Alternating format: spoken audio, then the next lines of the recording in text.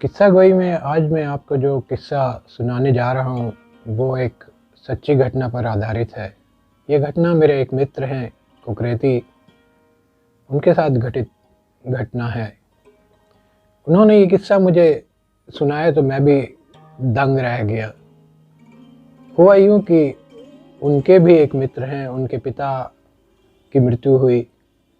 उसके पश्चात जैसे हिंदी रीति रिवाज में हर एक व्यक्ति के अंतिम संस्कार करने के पश्चात 13वीं का कार्यक्रम होता है।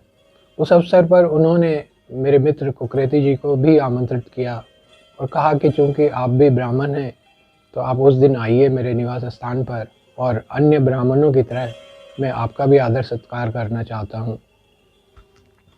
ठीक समय पर कुकरेती जी उनके घर पहुँचे। सभी कार्यक्रम संपन्न हुए।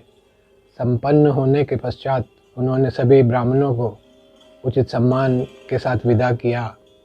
उस समय कुकरेती जी को भी उन्होंने एक लोटा, एक साफा और उनकी दक्षिणा से सम्मानित किया। कुकरेती जी ये सारी सामग्री एक पैकेट में लेकर घर के लिए रवाना हुए। वो कार में अपने घर के लिए जा रहे थे। रास्ते में काफ़ी ट्रैफिक था, पता नहीं क्या सोच रहे थे।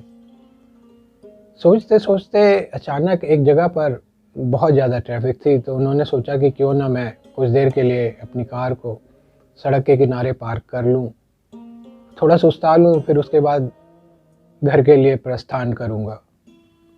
अभी वो सोच ही रहे थे, गाड़ी खड़ी कर कर वो साइड में रुके हुए थे कि इतने में उन्हें एक आवाज़ सुनाई देती है। एक बहुत ही सुंदर, सजीला, पूर्ण गेरुए वस्त्र में, करीब करीब 6 फुट लंबा व्यक्ति, जो एक साधु नहीं, वो एक मॉन्क था, हाँ बौद्ध भिक्षु था। उसने उन्हें पुकारा, कहा कि मेरा हिस्सा कहाँ है। ये चौंक उठे कि ये व्यक्ति उन्हें ये क्या कह रहा है कि मेरा हिस्सा कहाँ है। वो एक तरह से उस व्यक्ति के वशीभूत हो चुके थे। अभी सोच भी नहीं पा रहे थे कि अचानक उनका हाथ अपनी सीट के बगल वाली सीट पर गया और उन्होंने वो पैकेट उठाया जिसमें वो दक्षिणा, तौलिया और वो लोटा था। उन्होंने वो पैकेट ज्यों का त्यों उठाकर उस बौद्ध भिक्षु मॉन्क को दे डाला और कहा, महाराज ये रहा आपका हिस्सा। वो उसे प्राप्त कर बहुत प्रसन्न हुआ और वहाँ से चल निकला। अभी इनकी तंद्रा टूटी थी। इन्होंने सोचा कि ये व्यक्ति मुझे ऐसे कैसे बोल के गया कि मेरा हिस्सा कहाँ है। इन्होंने सोचा क्यों ना इससे बात की जाए। वो तुरंत गाड़ी से उतरे और एकदम से पलटकर उन्होंने उस बौद्ध भिक्षु को पुकारना चाहा, लेकिन देखते क्या है, वहां तो कोई भी नहीं था, दूर दूर तक कोई नहीं था। अभी 1-2 मिनट पहले ही उन्होंने उसे वह पैकेट दिया और वो इतनी देर में अदृश्य हो गया। समझ में नहीं आया इन्हें ऐसे लगा जैसे कोई स्वप्न है। इन्होंने दोबारा अपनी उस सीट की तरफ देखा कि कहीं ऐसा तो नहीं कि पैकेट वहां ज्यों का त्यों पड़ा हो, लेकिन वहां पैकेट तो नहीं था। फिर इन्होंने तुरंत फिर अपने आप को रिकॉल किया और सोचा कि हाँ, अभी तो मैंने उसे वो पैकेट दिया है, पर वो बौद्ध भिक्षु गया कहाँ। बहुत हैरान थे।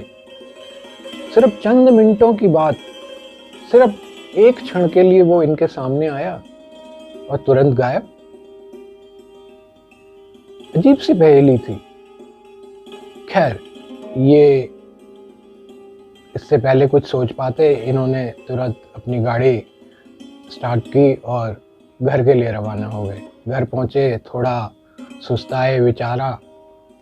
उसके बाद इन्होंने अपने उन्हीं मित्र को फ़ोन कर डाला जिनके यहाँ से वो दक्षिणा और तौलिया और वो लोटा लेकर आए थे।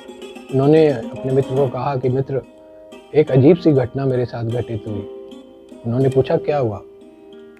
कुकरेदी जी ने उन्हें बोला कि आज मैं जब वहाँ से घर लौट रहा था तो रास्ते में एक व्यक्ति, एक मॉन्क, एक बौद्ध भिक्षु मेरे सामने एकदम से आया और मुझे कहने लगा कि मेरा हिस्सा कहाँ है। और मैंने वो सारी सामग्री जो आपने मुझे दी थी, मैंने ज्यों की त्यों उस व्यक्ति को दे डाली। कुकरेदी जी के मित्र भी अचंभित थे, हैरान थे। उनके मुंह से सिर्फ इतना निकला कि हाँ दोस्त, आपके द्वारा दिया गया सारा सामान शायद मेरे पिता तक पहुंच गया है।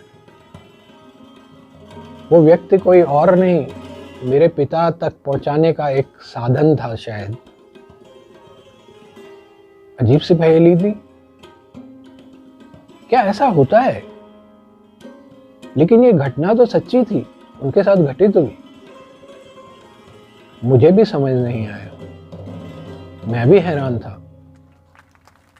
तो मित्रों, अगर आपको ये घटना में जरा भी दम लगता है, सच्ची लगती है, तो कमेंट बॉक्स में कमेंट जरूर करें।